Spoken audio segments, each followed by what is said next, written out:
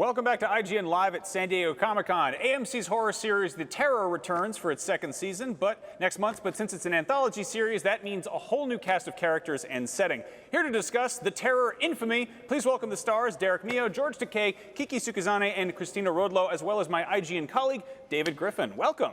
Thank you so much. Thanks for having us.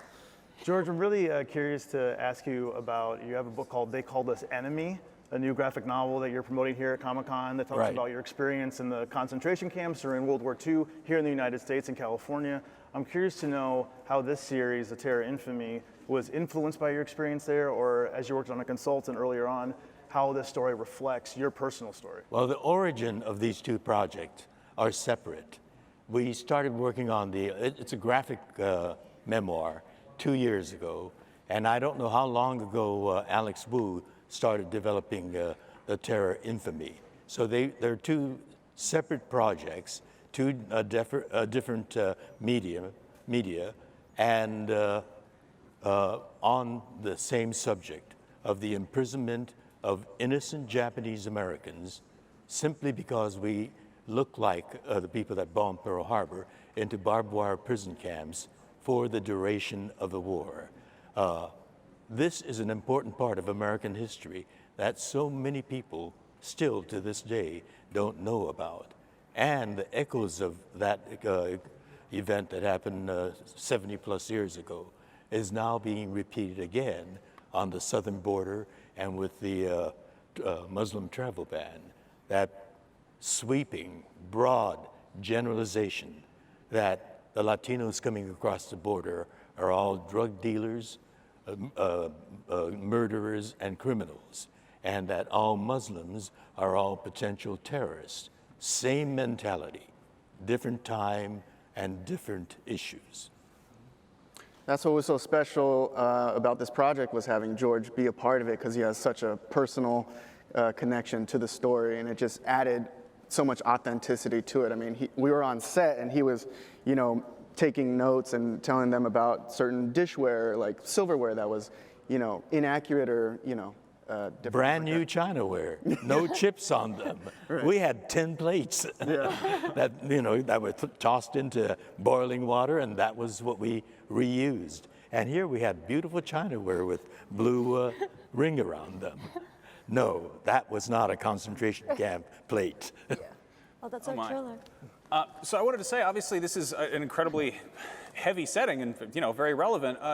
George, you are hilarious on social media, and clearly comedy often comes from a place of pain. How did you find a balance between being on set and dealing with, really horrifying themes, both in a historical sense and a supernatural sense? How did you keep it kind of lively on set? Well, when I was a teenager and became very curious about my childhood imprisonment, I had many after-dinner conversations with my father.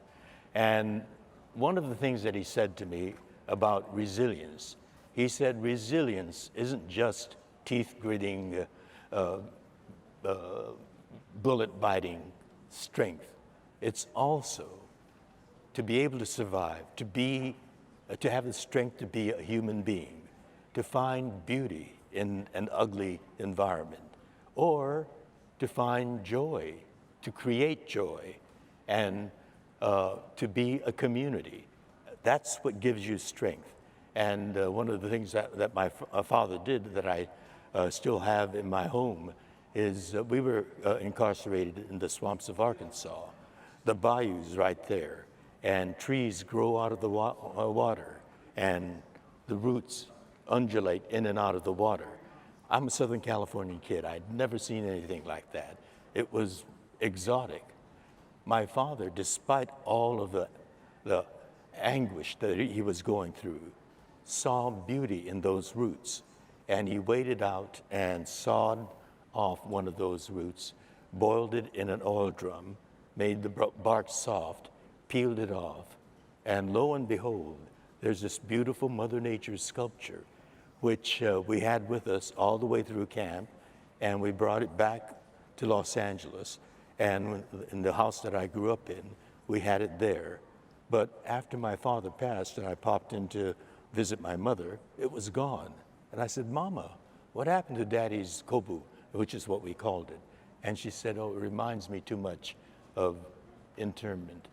I put it in the garage. And I said, that's Daddy's work of art. Can I have it if you don't want it? And she said, yes, you can have it. So it's in my study today, to this day. I think of all the anguish my father went through, and yet he was able to find something beautiful out of that ugly situation. And he said that too is an important part of resilience. So when I'm talking about this crazy administration and the orange orangutan we have in the White House, you know, I mean, he is ridiculous. He is crazy ridiculous. And so you make fun of it and get a giggle and put him in context. I think one of the cool things about horror nowadays is we're getting horror from different perspectives, you know, culturally, you know, Japanese, African American. And what's really cool about this story is there's a new kind of terror, a new kind of monster here, bakemono. Were any of you familiar with that type of folklore or creature before making the series? There was a movie, you know, it's a genre of Japanese movies as well. It was called Kaidan. It's a series of ghost tales, and it won an international prize. And we want to tell the story authentically, but we also want to tell it entertainingly and compellingly, because we've got 10 episodes, and we've got to keep the audience with us.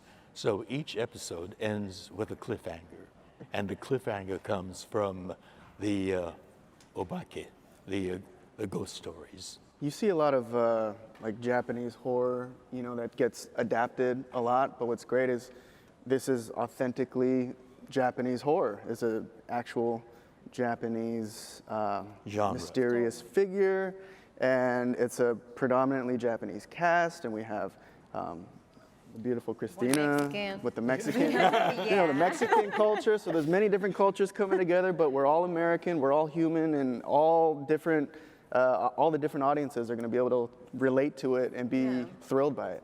Well, being scared of the supernatural is a pretty, you know, universal concept. Were there any, this is a stupid question, I'll preface it with that. Were there any bizarre supernatural goings on set? Any creepy moments? She was the supernatural. And she's a pretty supernaturally beautiful lady. The blonde hair.